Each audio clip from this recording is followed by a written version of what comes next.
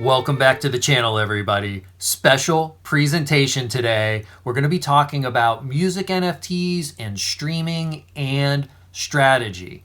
Now, I wasn't even going to do a presentation like this, but I do have the 3-day music NFT hackathon coming up. Link down below in the description. Go ahead and smash that and sign up. But I'm getting a lot of questions, and it has to do with, who's going to buy your NFT? What is the strategy on releasing it? But back to this idea of a release, like what is a music release? Okay, we're gonna cover that today. We're also gonna cover what goes into a music release, designing your release, marketing your release, and then I'm gonna give you some thoughts at the very end of this.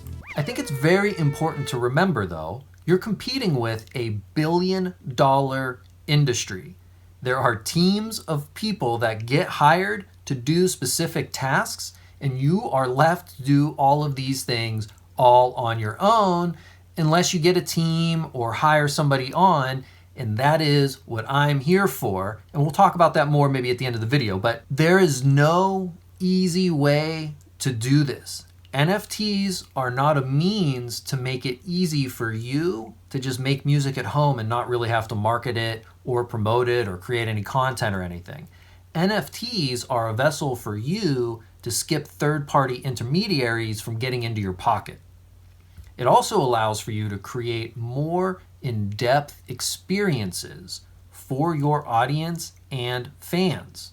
Real quick, before we keep going, I just want to bring up the Music NFT Hackathon, link down below in the description, and the Crypto Music Club, the Discord, link down below in the description. Come on over, join the conversation. We have all kinds of absolutely amazing people in there right now and soon to join. You could be one of them.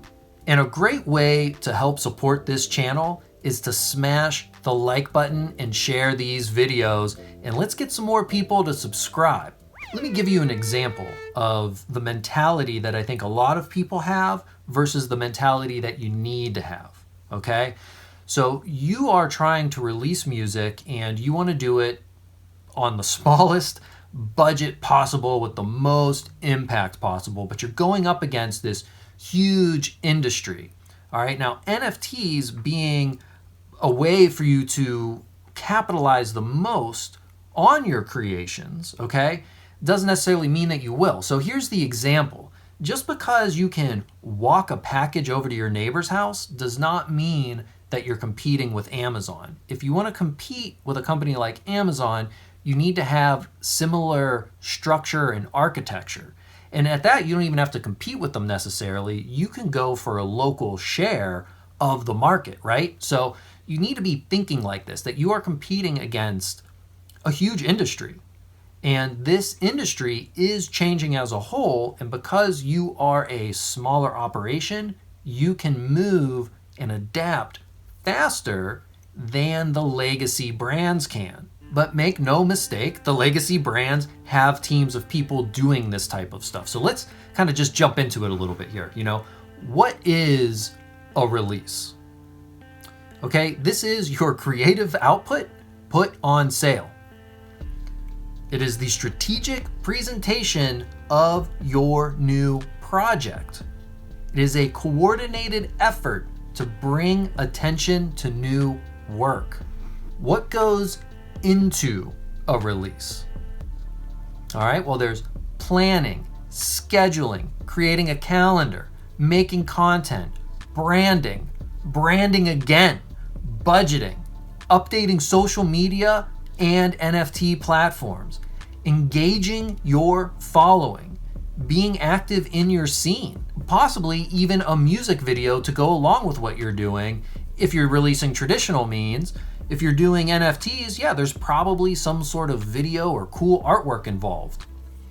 And over here, I just wanted to break it down into some phases for us, okay? So we have preparation, distribution, promotion and planning, pre-release, the actual release, and post-release. Now, each one of these phases has its whole entire own strategy. Now, every time you do a release, you're not re-strategizing, right? Like, once you have a system, you can stick to the system, and then you make things unique in the way that you design your release. So designing your release, what does this entail?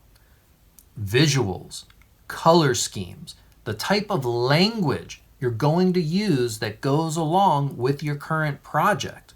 You can have keywords, and whenever you have this type of stuff set up, whenever you go to make content, it's very easy. You have an idea of what your visuals are. You have an idea of your color schemes. You have an idea of the type of language you'll be using. Now you just have to plug in a simple idea and then make it. Narrative is a big part of your release. This is the story behind what you're doing. This is the actual thing that people are going to be interested in the most, beyond your music or anything. It's going to be the narrative, the story you're telling that resonates with them. Also, having a website or some sort of web store, I would include in the designing of your release. This is the home base of your release. This isn't, just an Instagram or just your OpenSea store.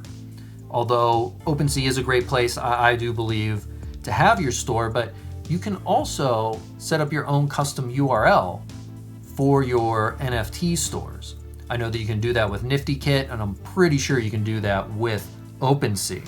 So we got marketing your release. Now, this could easily be a whole entire talk in and of itself, and you can see I only have 2 things here, but I think that this is very important, and this is the biggest thing. A lot of people think that advertising is paid marketing, paying for ads on Instagram and Facebook and here on YouTube, all right? But I'm telling you, it's the content.